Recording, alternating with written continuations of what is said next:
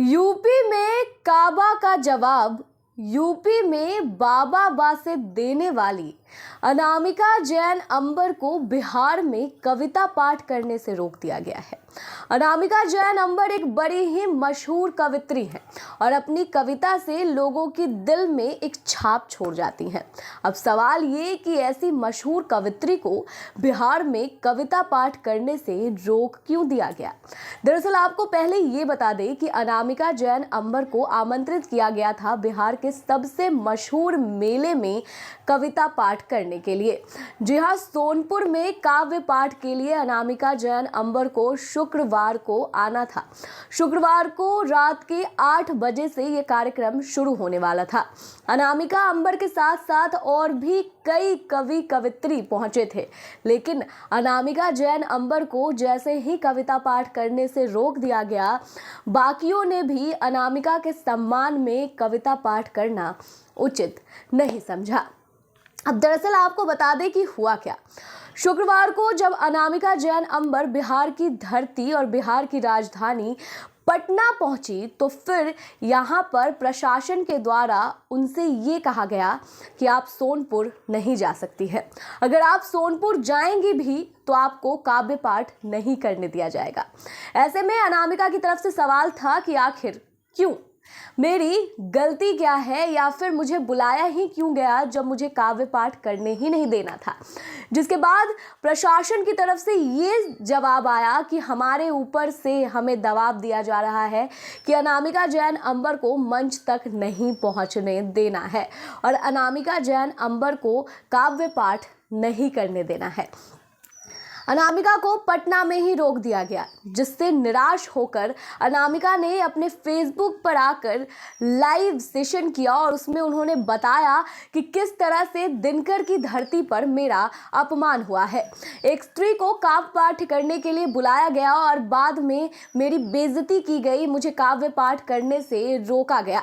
मेरे सम्मान में बाकी कवि कवित्रियों ने भी पाठ नहीं किया है, लेकिन सवाल ये कि आखिर मुझे क्यों नहीं काव्य पाठ करने दिया गया। इसके जवाब में फिलहाल ये निकल कर आ रहा है इधर उधर से कि अनामिका जैन भाजपा को काफी पसंद करती हैं और हमेशा से नरेंद्र मोदी और योगी आदित्यनाथ के लिए कविताएं पढ़ती आई हैं, उनके समर्थन में कई कविताएं पढ़ती आई हैं और इन्हीं कविताओं के कारण कहीं ना कहीं अनामिका जैन अंबर को बिहार के सोनपुर में काव्य पाठ से रोक दिया गया है। खैर, इस पर प्रशासन की तरफ से कोई पुष्टि नहीं की गई है, यानी कि बिहार सरकार और बिहार प्रशासन ने इसमें तनिक भी पुष्टि नहीं की है कि अनामिका जैन अंबर को इसीलिए रोका गया है।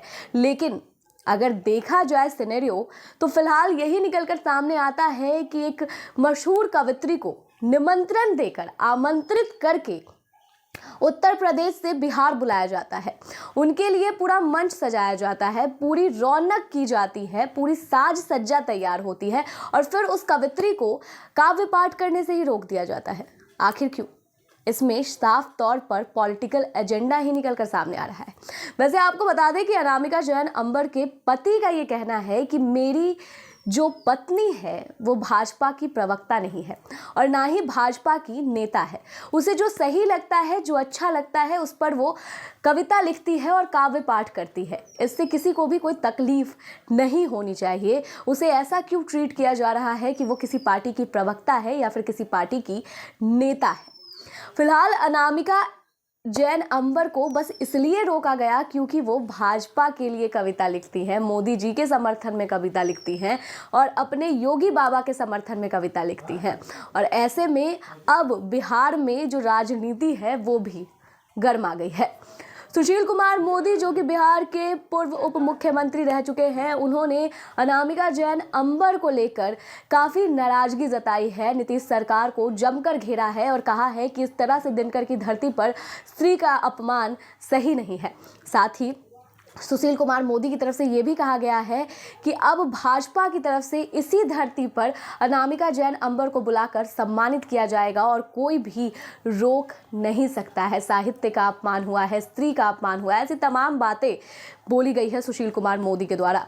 सुशील कुमार मोदी का ये भी कहना है कि नीतीश कुमार आखिर डर क्यों रहे हैं, आखिर भाजपा से इतनी भी क्या नाराजगी है और इतना भी क्या डर है कि कवित्री को काव्य पाठ भी नहीं करने दिया गया। इस खबर पर आपकी क्या राय है? अनामिका जैन अंबर को आखिर क्यों रोका गया बिहार में, और क्या अनामिका जैन अंबर को रोकना कहीं से भी सही था?